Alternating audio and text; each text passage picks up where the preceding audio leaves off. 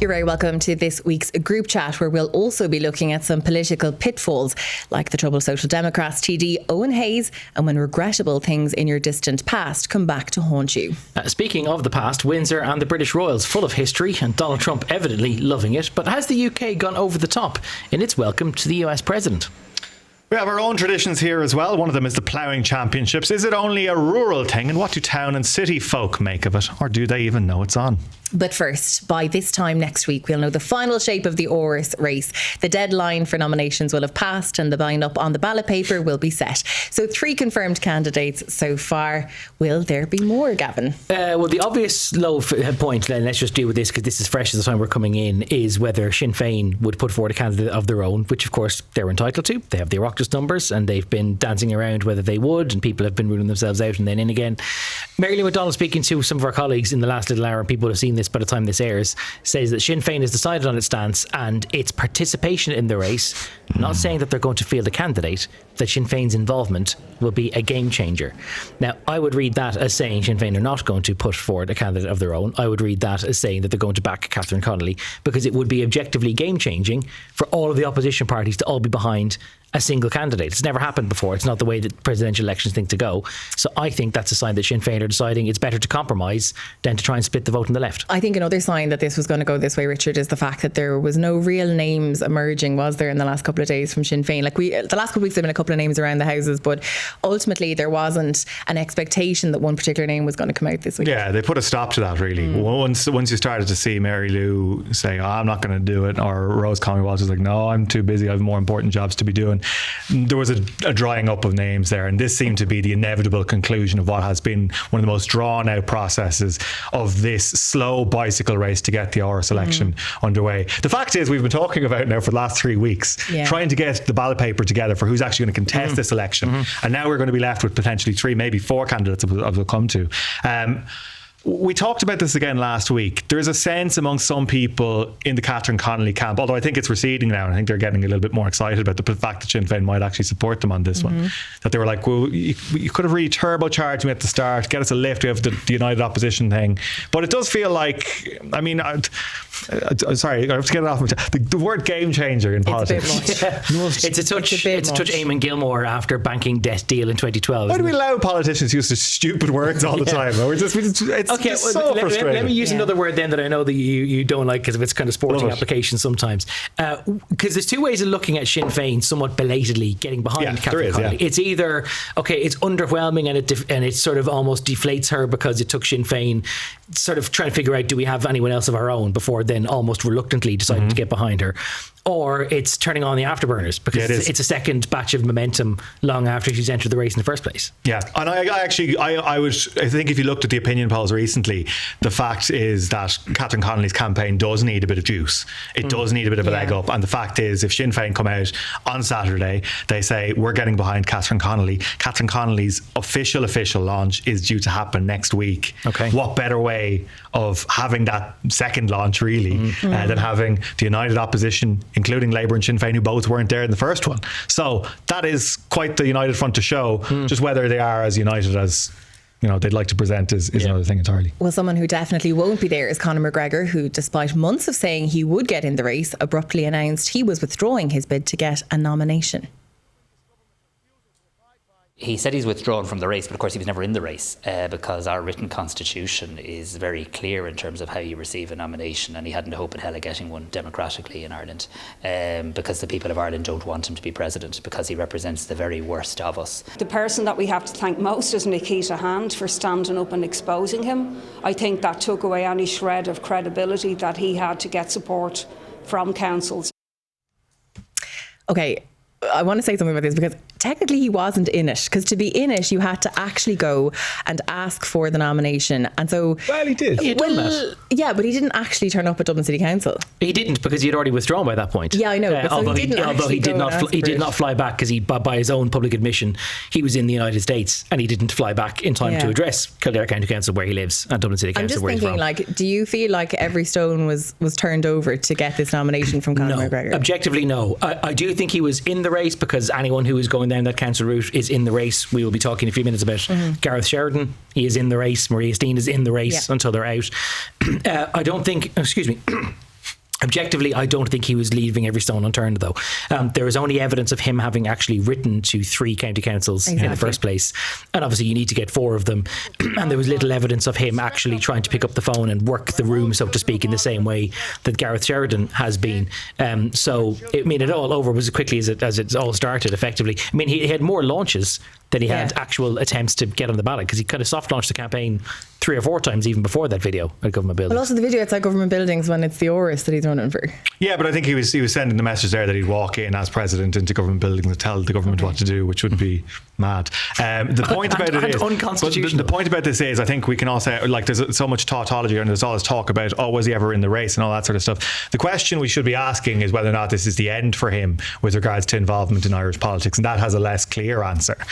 We obviously saw last week when we talked about it, Elon Musk saying, I'm going to push Conor McGregor forward. He talked over the last weekend about an offer to donate to his campaign, basically bankroll it, and make sure that he got into Áras and Uachtaráin. That, of course, is something which you can't do in this country. Yeah. But the fact of the matter is, and we even saw it in London last weekend with regards to the Tommy Robinson demonstration attended by almost 150,000 people.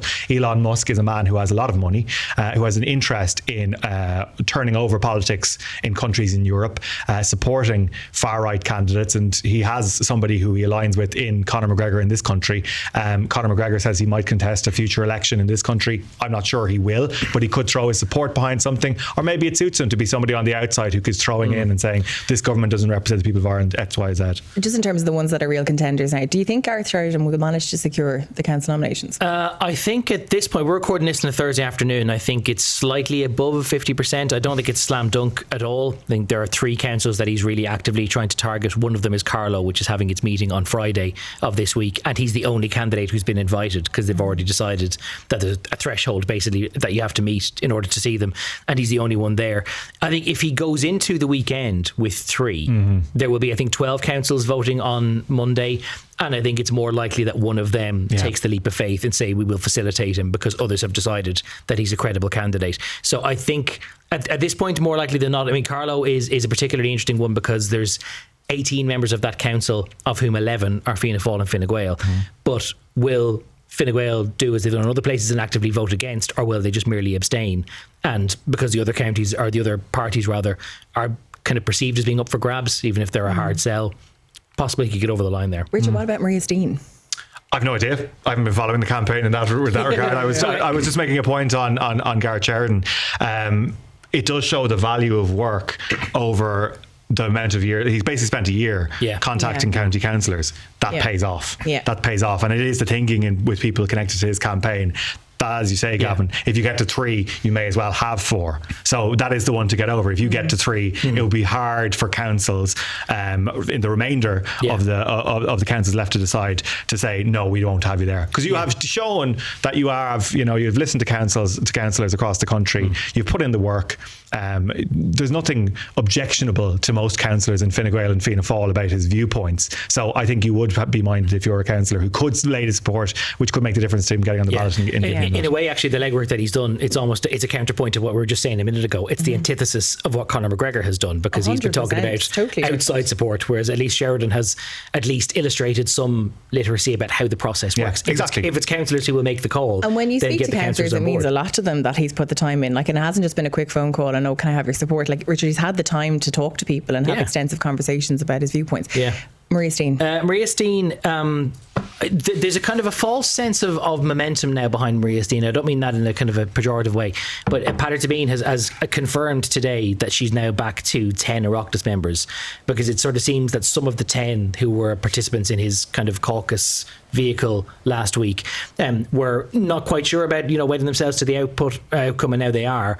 So she had 10 this time last week, and now she's back to having 10 again, and she needs to get to 16 because Independent Ireland are quite assertive that they need to get from 16 to 20. I spoke to Sean Canny this week, I spoke to Boxer Moore, and they just have no appetite for it, and I just don't see how you get to 16 if you don't have them on board. Okay, so what about the 3 we know about, Richard? Heather, Jim, Catherine. Well, we talked about Catherine already, I suppose, and how her campaign might get a bit of juice behind it if Sinn Féin do row in behind her. I think for all of the talk we've had from maybe most of the last year about how presidential elections will be explosive and they're amazing and they're great, I think we're probably left with the realization at this point that this may not be the election we thought it would be. That if it is a 3 or 4 person race and the candidates are Heather Humphreys, Jim Gavin, Catherine Connolly, and potentially Gareth Sheridan, somebody who nobody in this country knew of 6 months ago, that is not the overwhelming top charisma candidates or top accomplished public servants, not to denigrate any of their records in any sense of the word, but it isn't exactly what we thought we would have. Jim Gavin, I think, has had a troubled start to his campaign so far. Even stuff like, I mean, we have to move on from it at some point, but the video about the farm and leaving the gate open and wearing cream trousers in the farm, all that sort of stuff, it's not great messaging. Like, that's such easy stuff to get right, particularly when you are going to the National Ploughing Championships. Just do your video there. Do your video there. What I think is more troubling, though, for Fianna Fáil is he has looked unsteady when answering questions. That's a problem. Nervousness begets more nervousness, and tricky answers and not being able to answer questions. It's tough to pull yourself out of that when you're in a rut. Now, people in Fianna Fáil seem to expect that he will grow into it as he goes on, that he's very, very good on a one-to-one basis, but that is a problem. Yeah, I had my first face-to-face encounter with Jim Gavin this week, and I would say you're probably right there, Richard. Now, he took those questions at the time about the cream trousers and the not closing the gate, and he did bat them away by saying he had like a family connection to farms in West Clare and not closing the gate. He said, these things happen. He kind of laughed it off. I think what was more interesting was asking him about the situation with women of honour and the fact that, he did work in the Defence Forces at a time when women in the Defence Forces, we now know, were being treated appallingly, were subject to sexual harassment, and when they complained about that, their prospects and opportunities for promotion were stifled. And when we asked him about that, and I said, did you know about that? He said, I work shoulder to shoulder with women, and it's amazing what the Women of Honour have done, and I've praised them. But then I said, but did you know about it when you were there? And he said, if I'd known about it, would have said something. And then I spoke to women in the Defence Forces who said there was just no way that people working in the Defence Forces at that time couldn't have known about it. Yeah, and I think this is important. I think there's going to be questions on matters of substance for Jim Gavin as this campaign goes on. I think that was really good, actually, that the Defence Forces and Women of Honour issue was raised with Jim Gavin, a person who served with seniority and with distinction in the Defence Forces, but questions as well about the triple lock, Irish neutrality. These are all going to be things which matter in the campaign as well, and I think that's more important than whether or not he's good on social media videos, and Jim it to win it is a good campaign. Is it though? No, we'll debate whether it is or not. Can I ask you both a question though about Heather Humphreys? Do you think that in that mode, given the difficult questions that Heather Humphreys has faced, do you think, or that Jim Gavin has faced, is it kind of useful that Heather Humphreys' biggest controversy, such as it is whether her husband has participated in Orange Order marches, and it kind of seems like it's particularly relevant? In fact, actually, before you answer that question, let's have a little listen to Heather Humphreys addressing that matter during the week. No, not that I'm aware of. No, he's not. You'll have to ask him that, but no, he's not a member. Do you think she handled that well, the response? I don't think it's an issue. I think this is nonsense. Is it useful that she's dealing with a non-issue then? Fair enough. She's answered it, and she got fairly annoyed with the answer. And I saw Simon Harris being asked about it during the week, and he gave a quite short shrift as well. Be expected to answer questions about husband. Like, I mean, are we going to start asking? Yeah. But leaving that aside, and that's an excellent point, and it's absolutely true. The fact is that we live on an island which has been partitioned. We have people of multiple different religious and political affiliations, and the idea that if you are a Southern Protestant and somehow going along to a picnic organised by the Orange Order in Drum, County Monaghan, is somehow disqualifying for the Áras is complete nonsense. It verges on the sectarian, and I think even people like Sinn Féin have tried to pull back from that. If we are going to have a United Ireland, and the United Ireland issue is going to be something which is discussed in this campaign, we need Protestants at the table. Like, this idea we talk about them as some sort of separate group as opposed to people in every town and village in the country. It's complete nonsense. I actually think it was belittling to the stature of the office and the nature of the race that it's become such an issue. Can I just make one closing point before we do move on? I think it's interesting that Jim Gavin's opening media appearances have been perceived as being so jittery, and Heather Humphreys, people complain about her answers or whatever, she's answering those things with poise, and in a debate environment, which could be crucial, that difference in approach could be a massive thing.